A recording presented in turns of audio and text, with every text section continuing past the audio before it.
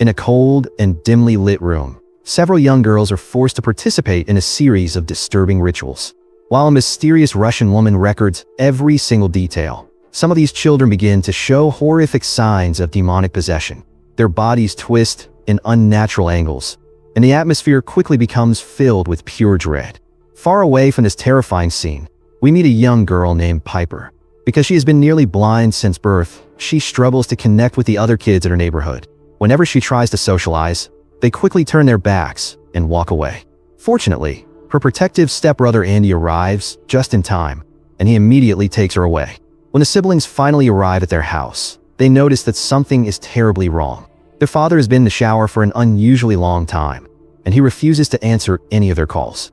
Terrified that something awful has happened, Andy grabs a knife to pry open the locked door.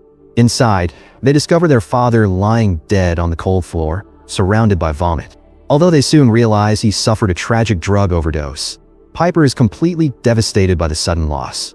Sometime later, we see the grieving siblings sitting in an office with a social worker named Wendy. Wendy explains that she's found a kind foster mother for Piper, but Andy absolutely refuses to be separated from his sister. Since he will turn 18 in just 3 months, he promises to take full legal custody of Piper as soon as possible. Even though Wendy expresses serious concern about Andy's troubled past, she eventually agrees to arrange a meeting with the foster mother. The very next day, the siblings pack up all of their belongings and they drive to a beautiful house in a quiet neighborhood. When they step out of the car, they are warmly greeted by Laura, who appears to be a very jolly and loving woman. Although she instantly hugs Piper, she barely acknowledges Andy's presence. As they walk inside, Andy notices a special textured carpet on the floor, which is designed to help visually impaired individuals navigate. When he asks if she bought it specifically for Piper, Laura explains that it actually belonged to her late daughter, Kathy. According to Laura, her young daughter tragically drowned in the backyard pool some time ago. Just as the conversation becomes incredibly tense, Laura receives an urgent phone call from Wendy. While Laura is occupied with her call, the siblings decide to explore the large backyard. Near the edge of an empty swimming pool, they spot a strange young boy who is squeezing the family cat with terrifying strength.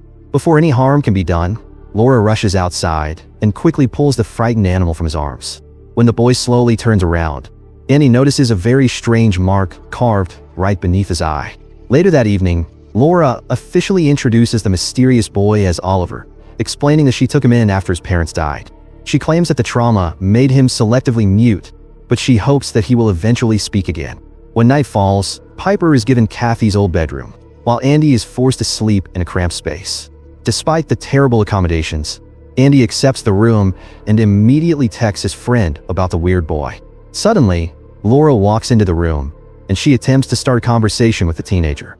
Because Andy is completely uninterested, he turns to speak to his sister through the thin wall. When he looks back, he is deeply shocked to see Laura scrolling through his private messages. Although he tries to control his anger, he quickly apologizes for losing his temper.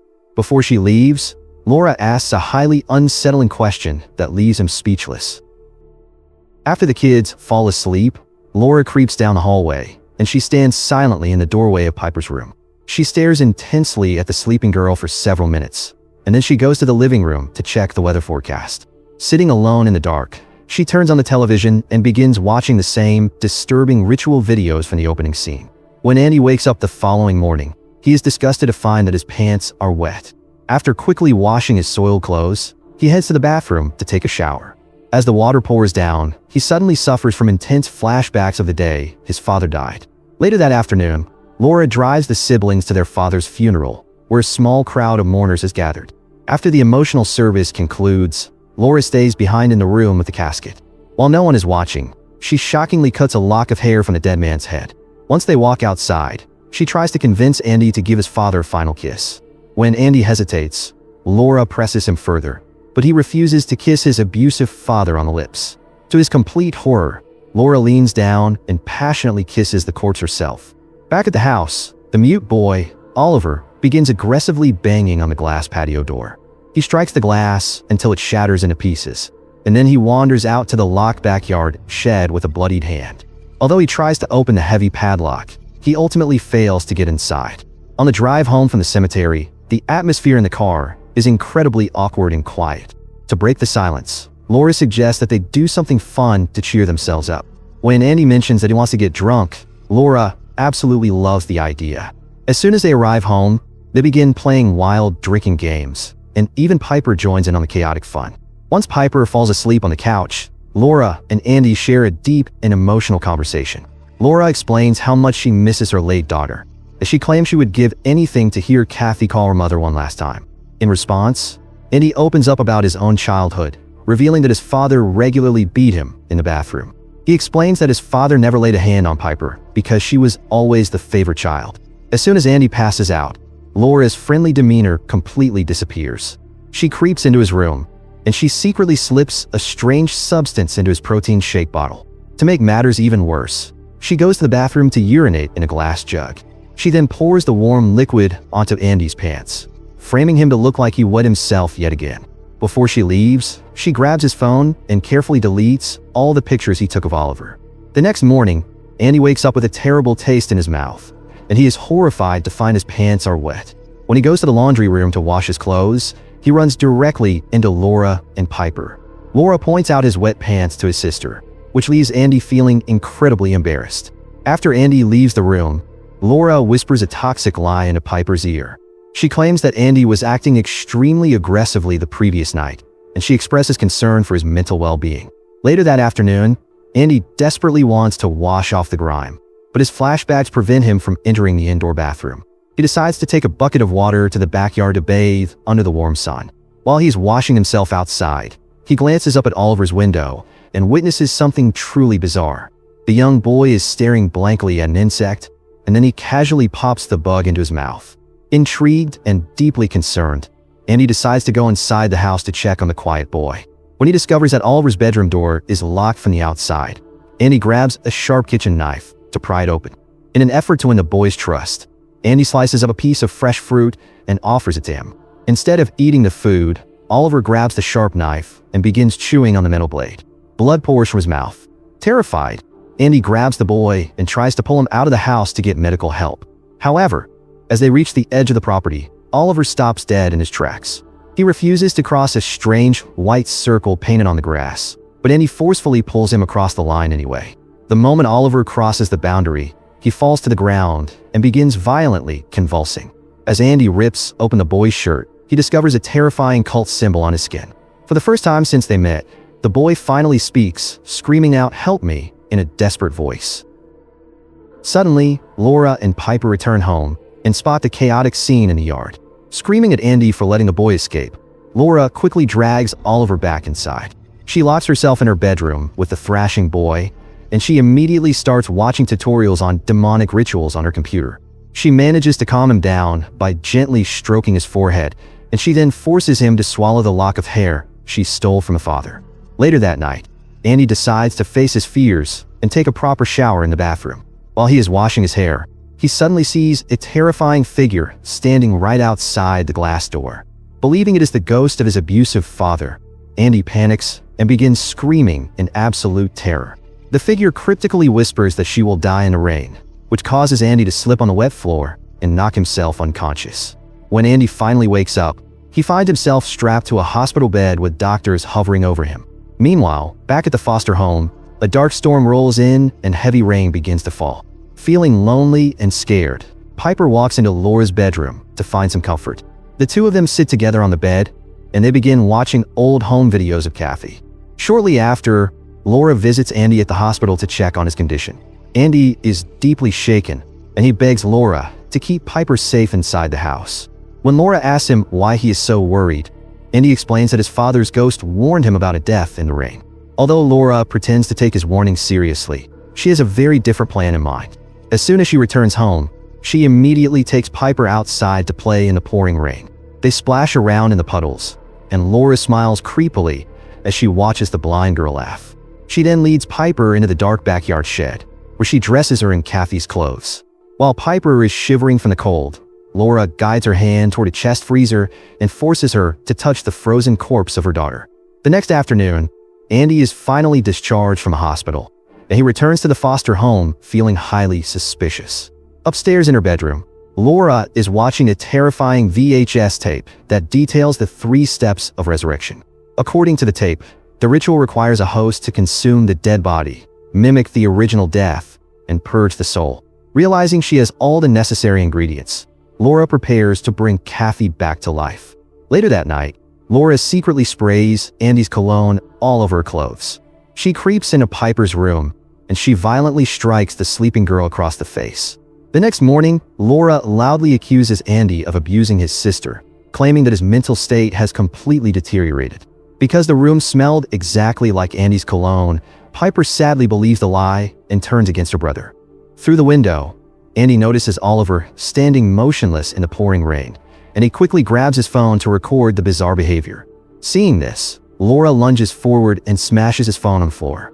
Infuriated by her actions, Andy pins her against the wall and threatens to hurt her. He begs Piper to leave the house with him, but the brainwashed girl refuses and chooses to stay with Laura. Realizing he cannot save her right now, Andy leaves the house alone and heads straight to the social services office. While looking around the lobby, he is shocked to see a missing child poster featuring a boy who looks exactly like Oliver. Meanwhile, Laura drives Piper to a game center, leaving her there so she can prepare the house for the ritual. At the office, Andy confronts Wendy and accuses Laura of kidnapping the young boy. Although Wendy is highly skeptical, Andy demands that she look at the poster of a missing boy, whose real name is Connor Bird. Wendy reluctantly admits that the agency never did a background check on Laura because she had been a trusted employee for over 20 years. Back at the house, Oliver's demonic hunger becomes completely uncontrollable. He trashes the kitchen, and he begins tearing chunks of flesh off his own arms. When Laura tries to intervene, the possessed boy attacks her and bites a large piece of flesh from her hand. Bleeding heavily, Laura locks herself in a room and uses her own blood to draw a circle on a mirror. The demon inside Oliver is instantly drawn to the symbol, and he slowly calms down. Laura then guides the ravenous boy to the backyard shed, where she allows him to begin feasting on Kathy's frozen corpse. At the same time, Wendy and Andy are driving back to the house to investigate.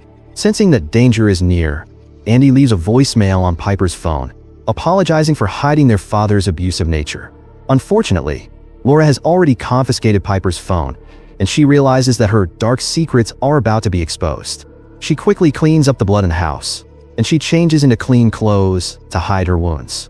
When Wendy and Andy arrive at the house, Laura greets them with a warm smile. She shows Wendy around the clean home, pretending that everything is perfectly normal. However, Andy refuses to play along, and he sneaks out to the backyard shed. He breaks the heavy lock, and he is horrified to see Oliver devouring the decayed remains of the dead girl. Inside the main house, when he notices fresh blood dripping from Laura's bandaged hand. Before she can ask any questions, Andy screams for her from the backyard. Realizing her plan is ruined, Laura begs Wendy to help her bring Kathy back. When Wendy refuses and runs toward the yard, Laura chases her with a look of pure madness. As Andy and Wendy attempt to flee, Laura climbs into her car and accelerates toward them. She strikes him hard with the vehicle. Wendy dies instantly, and Andy is left severely injured. While he gasps for air in a puddle, Laura holds his head underwater until he drowns. With both witnesses dead, she retrieves Piper to complete the ritual. When they return home, Laura leaves Piper inside while she drags Wendy's body away. Suddenly, Piper hears Andy's voice calling out from the darkness. She reaches out to touch his face. To her horror, she feels his mangled flesh and realizes it is the demon. Terrified, she runs to the bathroom and locks herself inside, only to stumble over Andy's actual dead body on the floor. Laura breaks down the door, and she explains that she's going to drown Piper in the swimming pool. She claims that this is the only way to transfer Kathy's soul into her body. Dragging the screaming girl outside, Laura throws her into the pool. As she holds Piper underwater, the terrified girl desperately screams the word "Mom" with all her remaining strength. Hearing that word triggers a wave of grief in Laura, causing her to loosen her grip. Seizing the opportunity, Piper fights her way out of the pool and runs toward the dark road. Oliver attempts to block her path, but she bravely kicks him and continues running until a motorist rescues her. Meanwhile, Oliver catches a glimpse of his own missing poster, which triggers a spark of humanity inside him. He deliberately steps over the white boundary line, and he collapses as the demon leaves his body. Bring Her Back 2025 movie recap ends with the police arriving at the scene and finding the injured boy crying out for help. They search the backyard, and finally, they discover a broken Laura floating in the empty pool, cradling her daughter's frozen corpse in her arms.